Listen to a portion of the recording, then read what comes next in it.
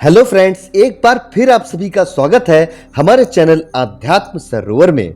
दोस्तों, क्या आप जानते हैं कि एक बार अश्वत्थामा ने भगवान श्री कृष्ण से उनका सुदर्शन चक्र मांग लिया था और भगवान श्री कृष्ण ने भी अश्वत्थामा की यह मांग स्वीकार करते हुए कह दिया था कि यह रहा मेरा सुदर्शन चक्र, आज से तुम्हारा हुआ, इसे उठा लो और ले जाओ। दोस्तों, इस कथा को आगे शुरू करने से पहले मेरी आपसे एक रिक्वेस्ट है कि अगर आपको हमारा यह वीडियो अच्छा लगे तो वीडियो को लाइक और चैनल को सब्सक्राइब करने के साथ ही बेल आइकन को जरूर दबा दीजिएगा, जिससे भविष्य में भी हम आपको ऐसी ही महत्वपूर्ण जानकारियां उपलब्ध कराते रहें। तो चलिए दोस्तों, शुरू करते हैं। दोस्तों, यह घटना उस समय की है जब पांडव वनवास काट रहे थे। उसी बीच अश्वत्थामा कुछ समय के लिए द्वारिका में वृष्णिवंशियों से मिलने गए थे। इस प्रवास के दौरान एक दिन अश्वत्थामा के मन में यह विचार आया कि इस संसार में भगवान श्री कृष्ण ही एकमात्र व्यक्ति हैं जिन्हें सही अर्थों में अजेय माना जाता है। भगवान श्री कृष्ण की अजेयता का एक मुख्य कारण उनका दिव्य सुदर्शन चक्र था, जिसे वे आवश्यकता अनुसार अपनी तर्जनी पर धारण कर लिया करते थे। यह सोचकर अश्वत्थामा को लगा कि यदि किसी तरह भगवान श्री कृष्ण का सुदर्शन चक्र उसे मिल जाए तो वह भी अजेय हो सकते हैं। यही सोचकर अश्वत्थामा सुदर्शन चक्र को प्राप्त करने की इच्छा लिए भगवान श्री कृष्ण के पास पहुंच गए। अश्वत्थामा ने मधुर वाणी में भगवान श्री कृष्ण से कहा, हे गोविंद, मेरे पिता द्रोणाचार्य ने कठोर तपस्या करके महामुनि अगस्त से ब्रह्मास्त्र प्राप्त किया था। वह अस्त्र अब मेरे पास है और मेरे पिता ने उसे चलाने की विद्या भी मुझे सिखाई है, किंतु सामान्य स्थिति में उसका प्रयोग न करने की चेतावनी भी दी है। इस कारण मैं चाहकर भी उस दिव्यास्त्र का प्रयोग नहीं कर सकता।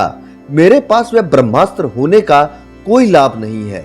भगवान श्री कृष्ण मुस्कुराते हुए बोले, अश्वत्थामा, तुम भाग्यशाली हो कि वह महान अस्त्र तुम्हारे पास है, परंतु तुम यह मुझे क्यों बता रहे हो?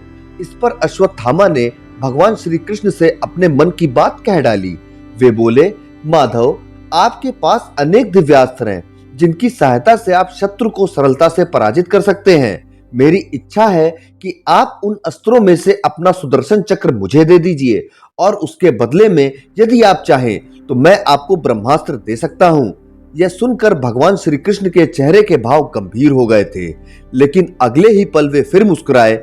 भगवान श्री कृष्ण ने कहा, अश्वत्थामा, तुम दुर्योधन के पक्ष में हो और तुम जानते हो कि मुझे पांडव अधिक प्रिय हैं, इसलिए वैसे तो मुझे तुम्हारी प्रार्थना तुरंत ही अस्वीकार कर देनी चाहिए, क्योंकि यदि मैंने तुम्हें अपना सुदर्शन चक्र दे दिया तो पांडवों के लिए संकट पैदा हो सकता है। किंतु मेरी दुर्बलता है कि मैं समर्पण भाव से अपने पास आए किसी भी व्यक्ति को खाली हाथ नहीं लौटाता।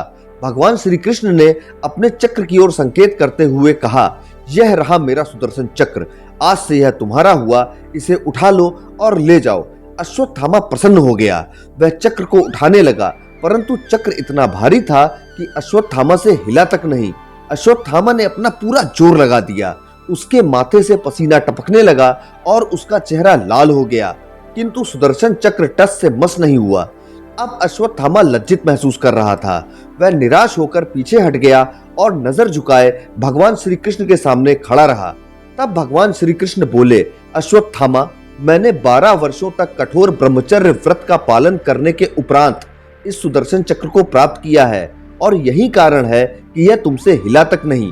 परंतु मैं तुमसे यह पूछना चाहता हूं कि गांडीवधारी अर्जुन की ध्वजा पर वानर का चिन्ह सुशोभित है और उसने युद्ध में उमापति भगवान शंकर को भी संतुष्ट कर दिया था, परंतु फिर भी अर्जुन ने मुझसे सुदर्शन चक्र पाने की इच्छा नहीं की। यहाँ तक कि मेरी पत्नी रुक्मणी के गर्भ से उत्पन्न मेरे पुत्र प्रद्युम्न ने भी मुझसे यह चक्र कभी नहीं मांगा। तुम भरतवंशी आचार्य द्रोण के पुत्र हो, तुम्हारे पास ब्रह्मास्त्र जैसा दिव्यास्त्र होने के साथ उसे चलाने का ज्ञान भी है, तो फिर तुम्हारे मन में सुदर्शन चक्र को पाने की इच्छा क्यों जागृत हुई?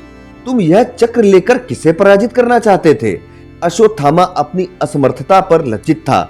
उसने भगवान श्री कृष्ण के सामने आंखें झुकाते हुए उनसे सच कह दिया कि हे माधव, मैं जानता हूं कि आप अजेय हैं और इसका मुख्य कारण आपका सुदर्शन चक्र है। इसलिए मैंने निर्णय किया था कि मैं आपका यह चक्र प्राप्त करके आप ही से युद्ध करूंगा और आपको परास्त करके अजेय हो जाऊंगा।